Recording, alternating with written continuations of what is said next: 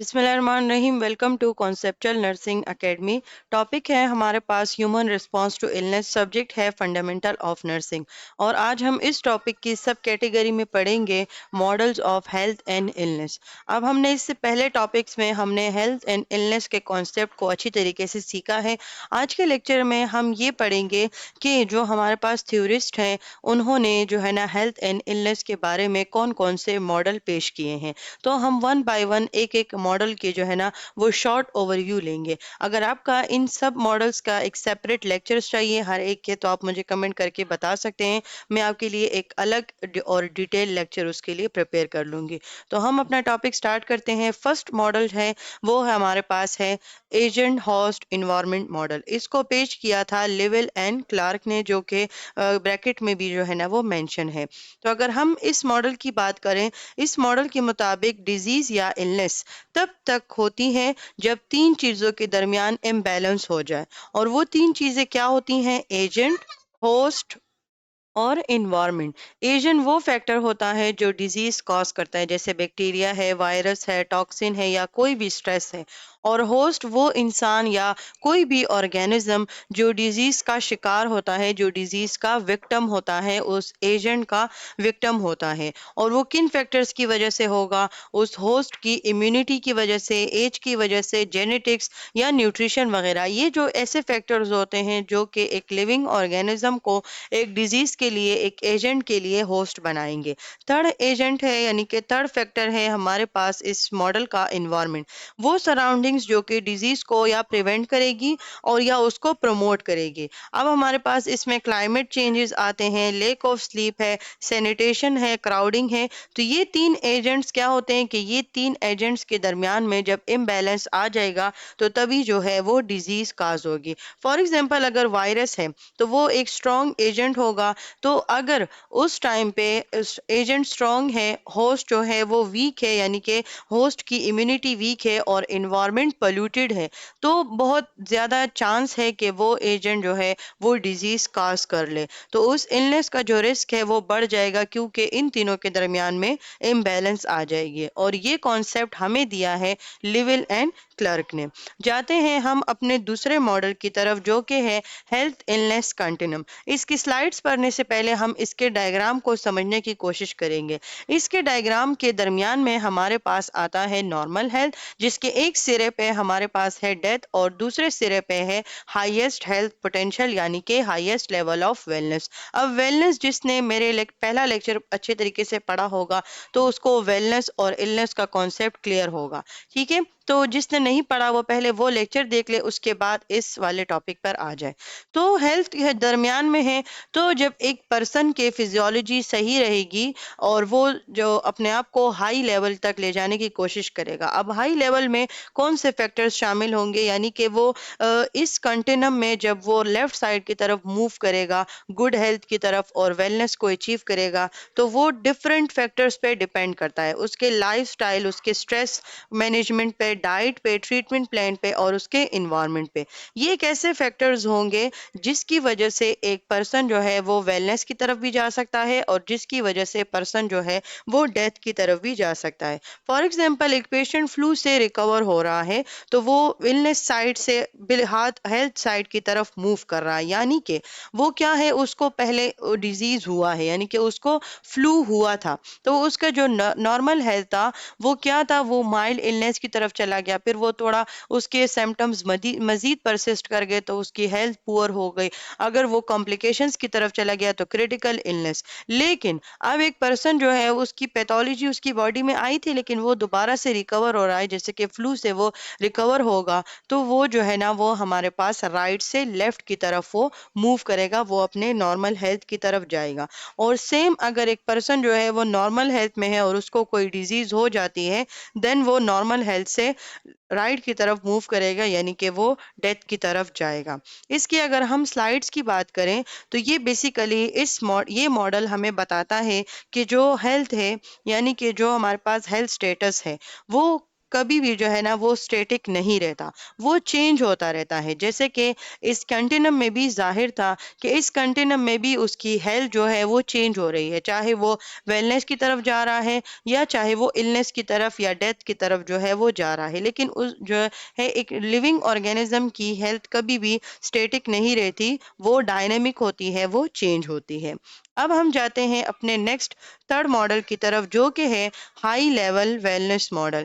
یہ بھی بیسیکلی جو ہے جو ہم نے اس سے پہلے ہیلتھ اینڈ النس کنٹینم پڑھا ہے، یہ بھی بالکل اسی کی طرح ہے، ڈن نے اس کو پریزنٹ کیا تھا، لیکن اس میں تھوڑے بہت چینجز ہیں۔ اب اس جو ہم نے ابھی کنٹینم پڑھا ہے تو اس میں جو ہے ویلنس کے ساتھ ساتھ النس پر بھی فوکس کیا گیا ہے، لیکن یہ جو ماڈل تھا جو کہ ڈن نے پیش کیا ہے، یہ ٹوٹلی ویلنس پہ ڈیپینڈ کرتا ہے۔ مطلب اس بات کا یہ ہے کہ یہ ماڈل جو ہے وہ اس بات پر فوکس کرتا ہے کہ ہم ایک نارمل ہیلتھ کو ویلنس کی طرف کیسے لے کر جائیں گے۔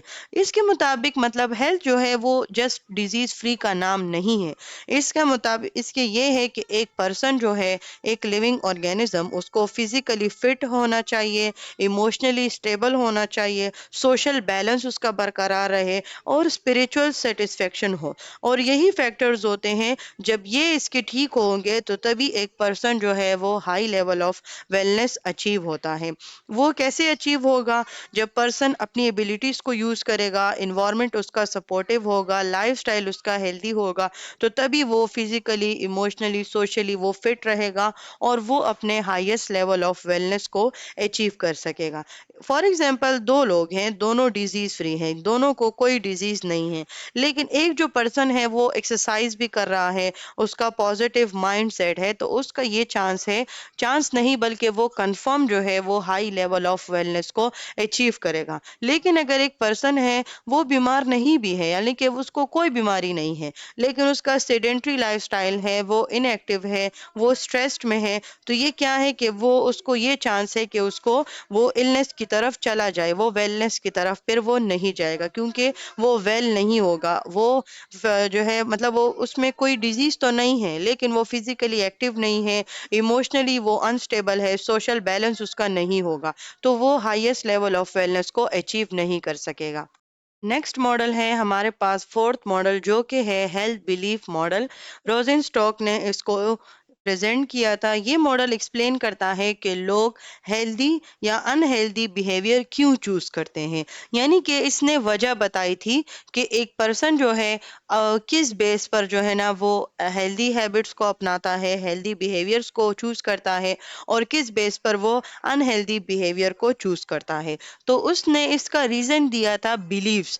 ایک پرسن جو ہے وہ ڈیزیز کی طرف جو بیلیو رکھے گا وہ اسی کے مطابق ہیلدی اور انہیلدی بیہیویئرس کو چوز کرے گا، یعنی کہ یہ جو ماڈل ہے، یعنی کہ اس ماڈل کے مطابق جو بیہیویئر ہے، جو پرسن کا جو بیہیویئر ہے، اچھا میں ہیلدی اور انہیلدی دونوں کی بات کری ہوں، ٹھیک ہے، کیونکہ ایک پرسن اپنے بیلیفز کے بیس پر ہی جو ہے نا اپنے ہیلتھ کے بارے میں فیصلہ کرتا ہے، اور یہی ماڈل ہمیں بتاتا ہے کہ جو پرسن کے بیلیفز ہوتے ہیں اس کا بیہیویئر اسی پہ ہی ڈیپینڈ کرتا ہے۔ وہ کیونکہ وہ یہ سوچے گا، یعنی کہ ایک پرسن کس طریقے سے اپنی ہیلتھ کے بارے میں چوائسز کو چوز کر سکتا ہے، تو اس میں کچھ کوشچنز آئیں گے کہ کیا وہ ڈیزیز کو سیریس سمجھتا ہے؟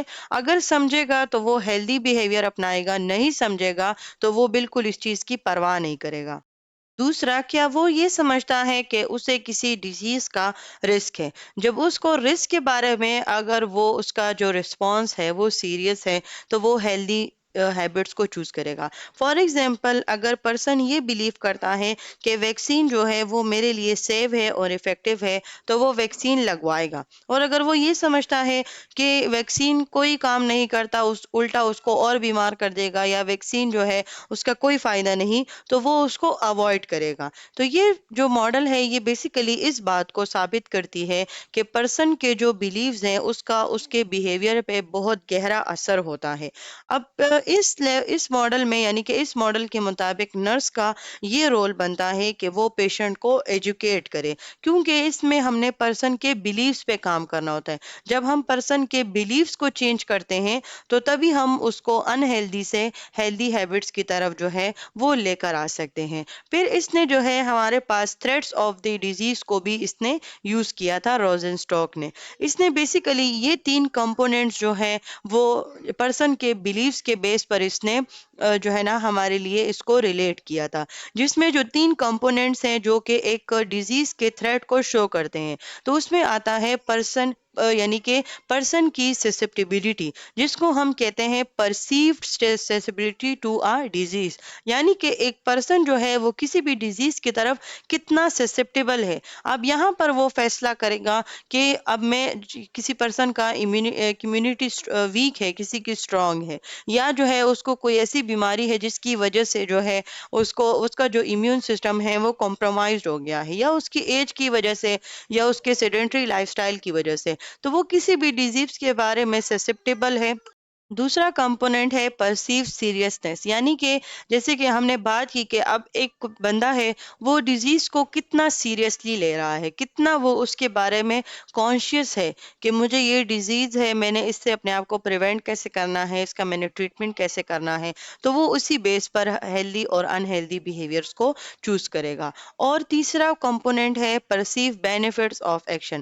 جب ایک پرسن کا یہ بلیو ہوگا کہ جو اس کو جو ڈیزیز ہو گئی ہے اور وہ جو اس کے لیے ٹریٹمنٹ دے رہا ہے تو وہ اس کے لیے افیکٹو ہے، تو یہ بھی جو ہے وہ اس کے ہیلتھ پر اور اس کے النس پہ جو ہے نا بہت گہرا اثر ڈالیں گے، کیونکہ اگر وہ ٹریٹمنٹ سے جو ہے نا وہ اس کو یہ بلیو ہوگا کہ ہاں میں ٹریٹمنٹ سے ٹھیک ہو رہا ہوں، تو وہ مزید اپنے آپ اس ٹریٹمنٹ کے بارے میں فالو کرے گا، یعنی کہ وہ اس کو فالو اپ کیئر بھی اپنے آپ کے بارے میں کرے گا، وہ میڈیکل کیئر کانٹیکٹ بھی کرے گا، سب کچھ کرے گا۔ لیکن اگر ایک پرسن یہ سمجھے، جیسے کہ میں نے آپ کو اگزامپل دی کہ اگر اب ایک پرسن ہے وہ کہتا ہے کہ ویکسین تو میرے لیے ضروری نہیں ہے اور میں تو بالکل فٹ ہوں، تو وہ کیا ہوگا کہ وہ اس ویکسین کو اوائڈ کرے گا، لیکن فیوچر میں پھر اس کو ان کمپلیکیشنز کا سامنا کرنا پڑے گا جو کہ اس نے اپنے بیلیفز کے بیس پر انہیلدی بیہیویئر کو چوز کیا تھا۔ اور یہ تمام مقصد بیلیفز کے بارے میں یعنی کہ ہیلتھ بیلیف ماڈل کا یہی مقصد تھا کہ اس نے ہمیں یہ بتایا کہ بیلیفز جو ہیں وہ ہیلتھ چوائسز میں بہت گہرا اثر ڈالتے ہیں۔ ففتھ ماڈل ہے ہمارے پاس ہیلتھ پروموشن ماڈل، اس ٹاپک کا لاسٹ ماڈل ہے۔ یہ ماڈل فوکس کرتا ہے کہ ڈیزیز پریونٹ کرنے سے بھی ہم ہیلتھ کو امپروو کر سکتے ہیں۔ جو ہمارے پاس پریونشن ہے، تھری لیولز آف پریونشن ہے جو کہ ہم آگے پڑھیں گے۔ تو اس ماڈل نے پینڈر نے ہمیں کہا کہ ہم ایک ڈیزیز کو جو ہے نا وہ پریونٹ کر سکتے ہیں اگر ہم جو ہے ڈفرینٹ فیکٹرز کو ذہن میں رکھتے ہوئے، جو فیکٹرز ڈیزیز اور ہیلتھ اینڈ النس کو جو ہے نا وہ کمپرومائز یعنی کہ النس کو پروموٹ کر سکتے ہیں، ہیلتھ کو کمپرومائز کر سکتے ہیں، ہیلتھ کو پروموٹ کر سکتے ہیں یا پریونٹ کر سکتے ہیں۔ تو یہ وہ فیکٹرز ہیں، تو اگر ہم ان فیکٹرز پر کام کریں گے، وہ فیکٹرز انسان کے پرسنل فیکٹرز ہوتے ہیں، یعنی کہ اس کا سیڈنٹری لائف سٹائل، اس کے انوائرمنٹ، بایولوجیکل مطلب اس کی باڈی کی اپنے جینیٹک، سائیکولوجیکل اس کا جو ہے نا کسی بھی چیز کی طرف اس کی سائیکی کیا ہے، اس کے بیلیفز کیا ہیں، اس کی ویلیوز کیا ہیں کسی چیز کی طرف، یا اس کا سوشو کلچرل بیک گراؤنڈ۔ یہ ایک ایسے فیکٹرز ہوتے ہیں جو کہ ایک ڈیزیز کو پریونٹ بھی کر سکتے ہیں اور پروموٹ بھی کر سکتے ہیں، اور یہ بیسیکلی ہمیں دیا ہے ہیلتھ پروموشن ماڈل نے۔ اس ماڈل کے مطابق ہیلتھ پروموٹ کرنے کے لیے ضروری ہے کہ ایک پرسن کے پاس موٹیویشن ہو، نالج ہو، سپورٹ سسٹم ہو اور اپنی ایبیلیٹیز پہ اس کو کانفیڈنس ہو۔ تو اس میں کیا ہوگا، اس میں بیسیکلی ان فیکٹرز کی بات کی گئی ہے، سائیکولوجیکل فیکٹرز ہیں، سوشیو کلچرل فیکٹرز ہیں۔ اب اس بیس پر کیا ہوگا کہ ہم جو ہے وہ کسی بھی ہیلتھ کو پروموٹ کر سکتے ہیں۔ جب ہم ہیلتھ کو پروموٹ کرتے ہیں، ڈیزیز کو ہم ساتھ ساتھ پریونٹ کرتے ہیں، تو اس سے کیا ہوتی ہے، ایک پرسن جو ہے وہ پرسنلی، بایولوجیکلی، سائیکولوجیکلی ہر لحاظ لحاظ سے ہر فیکٹر جو اس کی ہیلتھ کو کمپرومائز کر رہا ہے اس کو ہم پریونٹ کر سکتے ہیں، اس کو ہم پروموٹ کر سکتے ہیں اس کی ہیلتھ کو۔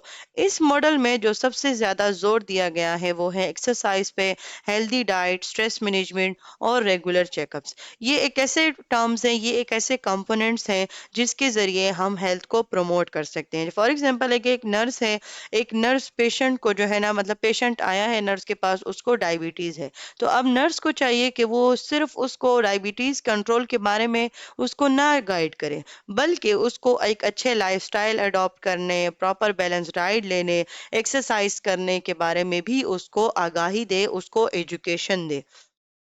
یہی اس ماڈل کا جو ہے نا وہ مین مقصد تھا کہ اسی کے ذریعے ہم کسی بھی ڈیزیز کو جو ہے نا وہ پریونٹ کر سکتے ہیں۔ بات کرتے ہیں ہم لیول آف پریونشن کی، یعنی کہ ہمارے پاس پریونشن کے 3 لیولز ہوتے ہیں۔ اب جس کے بیس پر ہم ایک پیشنٹ کو، ہم ایک کلائنٹ کو جو ہے نا وہ ڈیزیز سے پریونٹ کر سکتے ہیں۔ پرائمری لیول پر ہم اس کو ڈائٹ، ایکسرسائز یا امیونائزیشن کے ذریعے ہم اس کو ڈیزیز سے پریونٹ کر سکتے ہیں۔ سیکنڈری پریونشن میں ہم اسکریننگز کے ذریعے، میموگرامز کے ذریعے یا فیملی کاؤنسلنگ کے ذریعے ہم اس کو ڈیزیز سے پریونٹ کر سکتے ہیں۔ اور ٹرشری پریونشن میں ہم اس کو میڈیکیشن سے، سرجیکل ٹریٹمنٹ یا ریہیبلیٹیشن۔